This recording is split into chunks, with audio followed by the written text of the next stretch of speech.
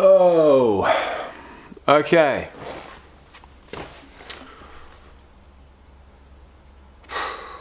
What is up? What is up, everyone? It's Sunday the 11th of my mistake. Sunday the 19th of November, and it's 3:12 in the afternoon, and I've just finished a shift on the phones.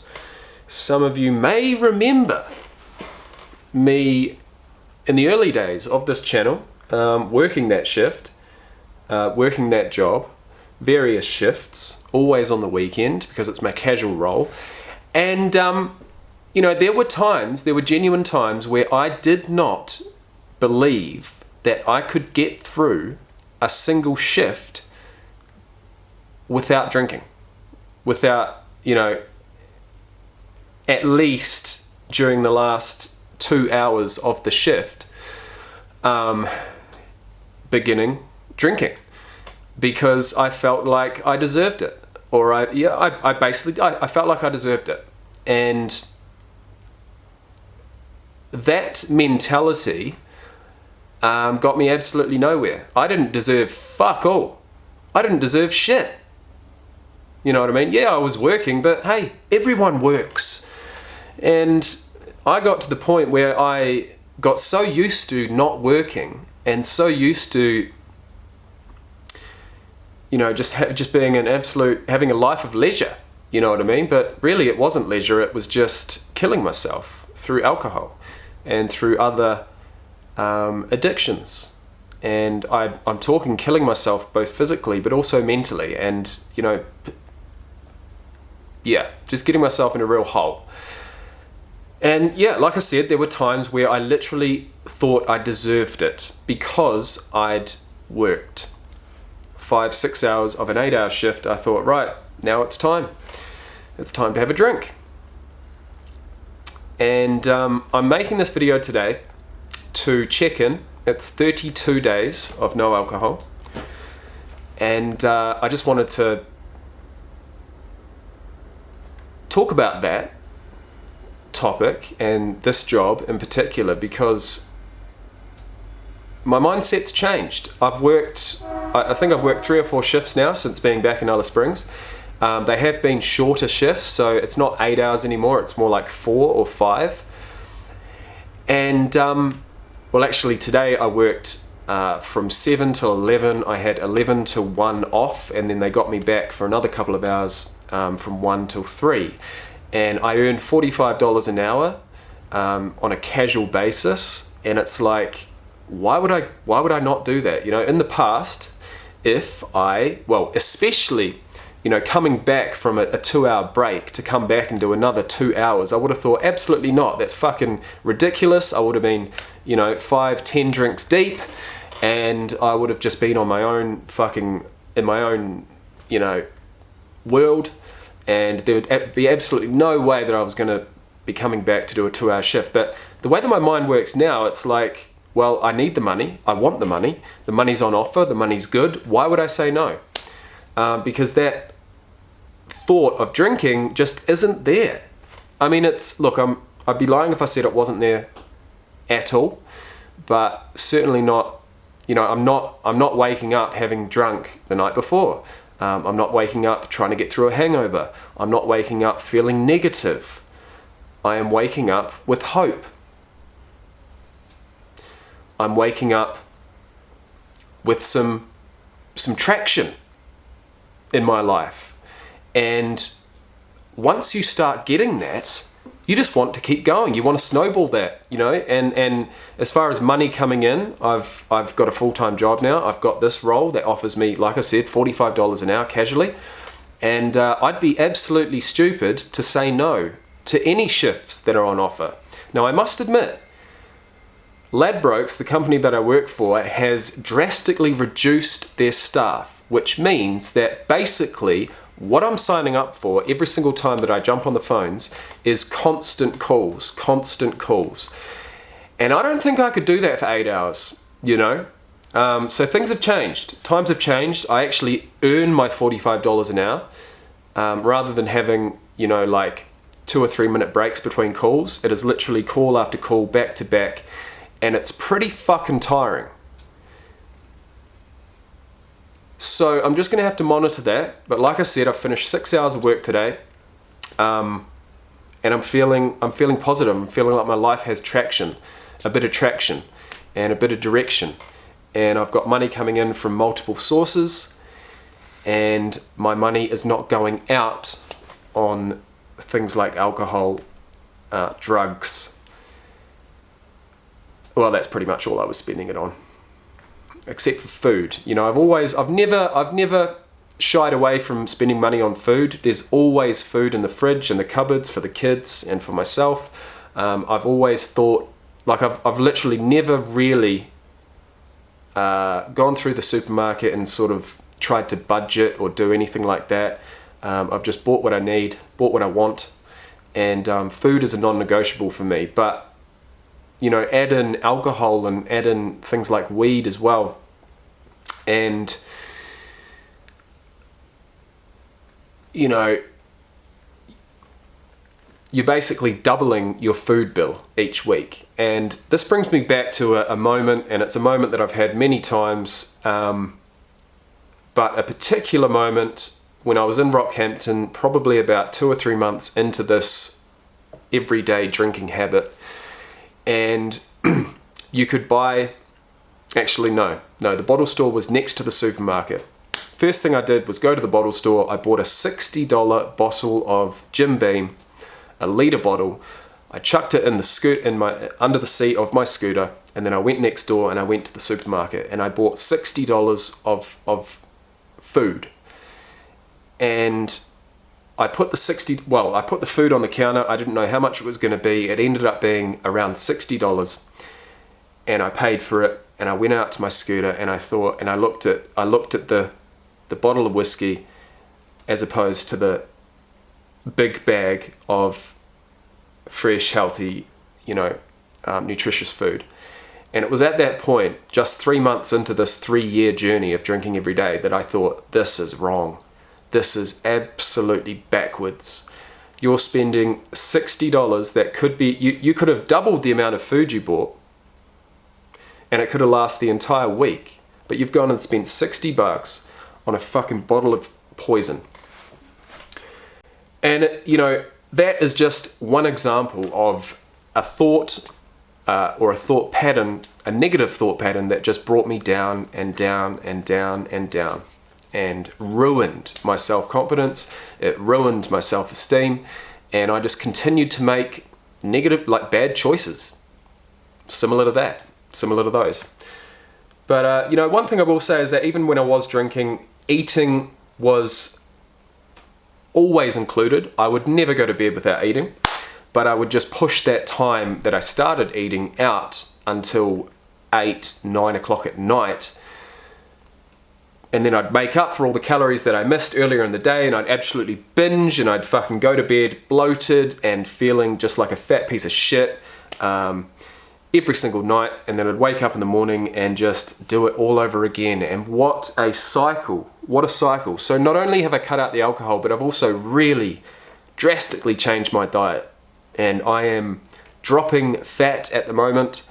Probably not as fast as what I'd like, but in saying that, the only tool that I've used as far as trying to drop body fat at the moment is reducing my calories. I have not actually started training or running or, you know, expending more calories yet. But that is certainly something that is going to happen soon. But it's just taken this long to get my motivation levels right. It's taken this long for me to sort of balance out my natural dopamine and work out exactly where I want to get my natural dopamine from. And what I know wholeheartedly is that weight training, getting back in the gym and burning some calories and, you know, building some muscle back is going to be that final piece of the puzzle. That's what I need. So I've taken the alcohol out, I've taken the weed out, I've taken the pornography out, I've taken the social media out, I've taken the majority of the bad food out. I've got a job, I've got 2 jobs, back in my kids' lives wholeheartedly, a present dad. I'm able to look at them in the eye. I'm actually starting to enjoy myself without alcohol, which is something that just seems so far away just 31 or 32 days ago. And now that's 9 things, 9 positive things. The 10th, and I'm not going to say final thing, but the 10th thing is going to be bringing back in training. And so then I will have completely done a 360 on the way that I was living my life.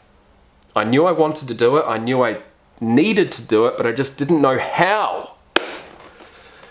And I still don't. I'm learning every single day, but undeniably happier, undeniably more present, undeniably more sociable. I'm not going to say that I've turned into a social butterfly or anything like that. In fact, I don't think I ever will be. But I'm certainly more accepting of, striking up conversations, or at least entertaining conversations, rather than just always thinking about my next drink. Because that's what it was for a long time. I just released, this is the last thing I'll say, I don't know how I talk for this long. I turn on the camera and I feel like I've got nothing to say, and then it just all comes out. But the last thing I will say is that I just released the day 1 video of quitting alcohol this time. I just released it. I had 130 views and I got 29 likes. That is absolutely incredible. Your support is fucking amazing. I just simply wasn't ready, or I wasn't prepared to release any of those videos until I had at least a few weeks under my belt.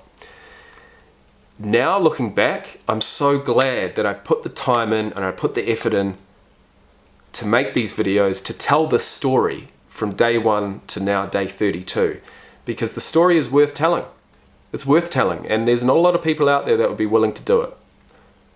But I have the ability to look into the future. I have the ability to sort of imagine myself, or imagine my YouTube channel 30 days or 60 days in the future, and then you can think back, right? And then you can sort of make a plan and just follow through with that plan. And it's about not counting the days, but making the days count. That's a quote that I always lived by, and I'm beginning to live by it again. And it's, man, I never even, the only time that I ever used that quote was to do with the gym. It was to do with losing body fat or putting on muscle, or bulking or cutting. It was to not count the days to where you need to be or where you want to be. It's about making every day count. And now I'm using it as a quote to do with quitting alcohol, right? So don't count the days, because that just fucks you up in the head.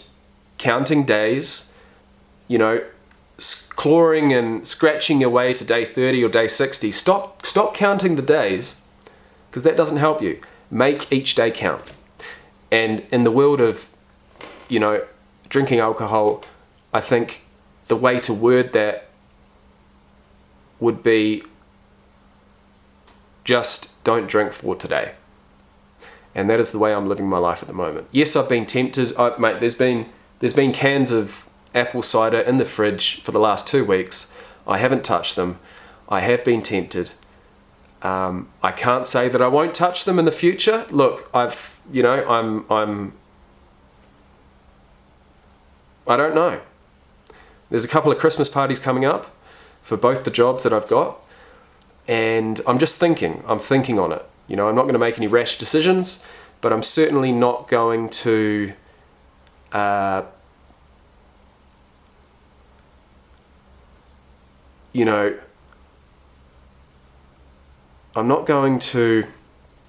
going to just listen to my body, listen to myself. But at the moment, guys, I'm on such a great trajectory. Each day I'm waking up alive. And as human beings, what more do we want? It's taken a lot of work. It's taken some time. And, even in the first week that I was back in Alice Springs, I was sick at the time, and that just did not help anything. But now, and I knew that this would happen, now that I'm on the other side of that sickness, now that I'm on the other side of the weed withdrawals, the alcohol withdrawals, now that I've got some money coming in, I am waking up, you know, with hope. Like I said at the start, that's the word. I've got hope. I've got hope for the future, and that's all anyone needs, you know. That completely changes the way that you see things. And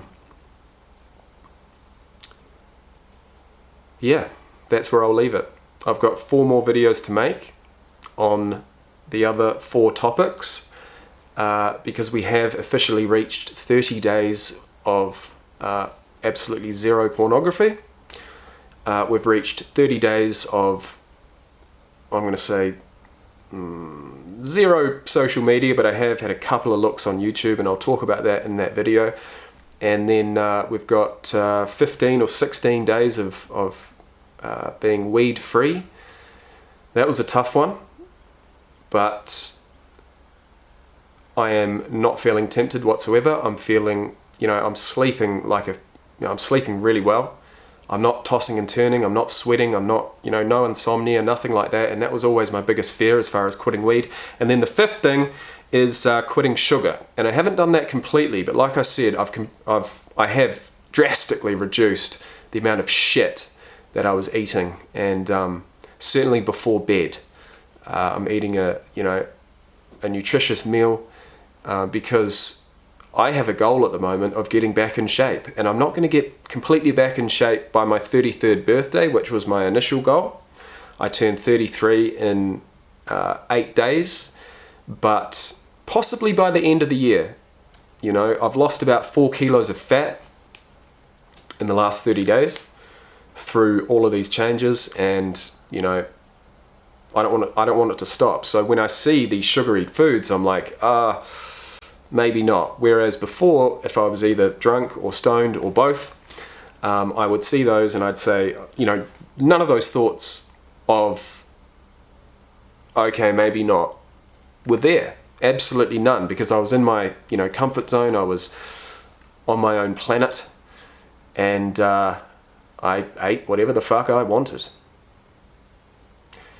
And, you know, that's okay. But I knew that I was better than that. I knew that I could be better, and I could live my life in a more healthy way. And that's what I'm trying to do. So thank you for listening, as always. Thank you so much for the support. I don't know how many subscribers we'll have by this point, but I'm hoping it'll be more than what we've got today. And today we have 388 total subscribers. Thank you for watching, and I'll see you in the next one.